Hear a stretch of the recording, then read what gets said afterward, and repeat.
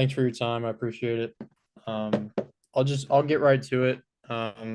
It seemed like, you guys just seem to be sticking in there in games against these MAC teams, and that's kind of just the nature of MAC play. But to me, it just seemed like maybe late in the game, inexperience was the biggest factor, especially with Mason's foul. Well, like Mace, that was you can foul in that situation, or you can play it through. I wanted to play it through. That's just a young guy, not he just hasn't been in that situation, and he'll grow from that. And that wasn't the deal. I mean, we came down after that and had a veteran not execute a play correctly. So you can't put that on that. And it's I thought the second half we did some good things. I thought really the entire game we played well. We did some really good things. But I think we gave up 11 offensive rebounds the second half. We contributed to 13 points. Our first shot defense tonight, Kyle, was probably as good as it's been in quite some time against a good offensive team. But they were more physical than us. They imposed their physicality on us, and we couldn't match them. I mean, just the 11 offensive rebounds. The second half were an absolute killer. Yeah. You mentioned that shot that Davion took on that kind of last real offensive possession you guys had. And it reminded me a lot of the shot that he took against Akron, just a contested three off his back foot. How do you like go about? You're not. I mean, listen. You watch a lot of college basketball. You're not getting many good shots in those opportunities. We're not like you're switching everything. You're giving up a two. Like you're not. So those are hard situations. I'm more concerned with being able to go from, and we've really tried to simplify a lot of things, offensively and defensively. From a game plan standpoint, from what we run, when we run it, draw ups have become very simplified. Just trying to become a better execution team, and we are better at times, but we're not consistent enough in that, and it costs you. Like the mistakes we make are just absolute killers. And we got to be better in those situations. But you keep throwing yourself in there. These guys are knocking on the door. We got good kids, Kyle. You've been around them. They want to be good.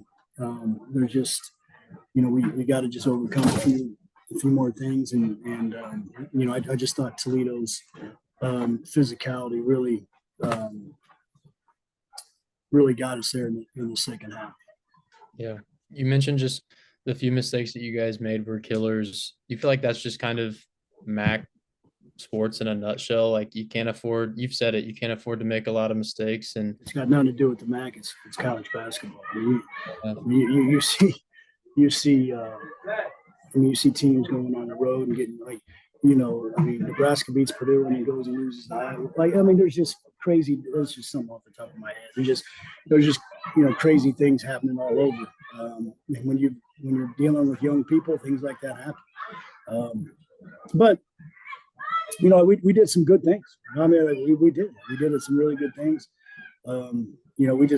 Toledo's a better basketball team than us right now. Yeah, the biggest thing that I feel like you guys improved on tonight was just bench production. We've talked about that. How did you feel about the bench production today?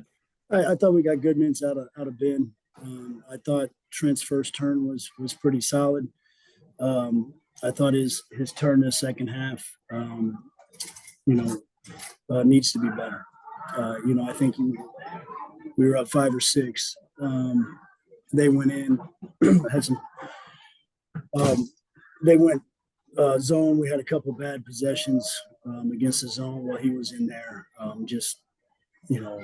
Didn't handle that with the best poise, and by the time he got out, it was a tie game. But he made a big three for us. He had a nice pass.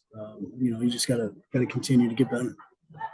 And even though the last two games were losses, you could say that those were two of your best played games of the year. Do you feel like this team is just getting closer and maybe building confidence? And it's tough to build confidence when you're losing. Like I said, these guys um, it's not easy when you're like, when are you going to get over the hump? And they gotta, um, you know, the thing is like sports kind of mirrors life. Like nobody's going to feel sorry for you. You can't sit here and look around and like who's going to feel sorry for me and make me feel better. Like nobody's going to do that. We've got to be able to just continue to try to do the things that we've been working on that we have shown some improvement and just get more consistent in it to where we can get a win and try to build off that. But like I said, Toledo is a better team than us right now, and their physicality that they just how physical us late. And we just had some breakdowns defensively late that allowed they were getting to the rim much easier the second half than they did the first half. Our closeouts weren't consistent and disciplined enough that opened up some driving lanes, and then just not knowing personnel and who you can help off of and who you can't. So, we'll continue to try to get better and go out and compete on Tuesday. Last thing I have, you talk about just those things as far as physicality goes, being consistent, just the things that you guys might need to do to get over the hump. I guess what needs to be done in particular, just improve on those things? Well, the physicality part is, you kind of are who you are now.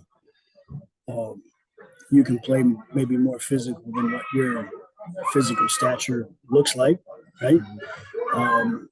You can have some fight to you where you're not going to allow yourself to get taken advantage of in some situations. And then like sometimes you just I'm not going to ask Trent Middleton to guard their five. Like you got to be smart with some of those things. But I think us simplifying some things has helped. We're kind of bare boned right now as far as what we're doing. Just trying to hey, here's one or two things defensively. Let's try to execute those things, and then we're pretty vanilla offensively right now. Just trying to execute, play basketball the right way. So we've seen some growth with that. We just got to get over the hump.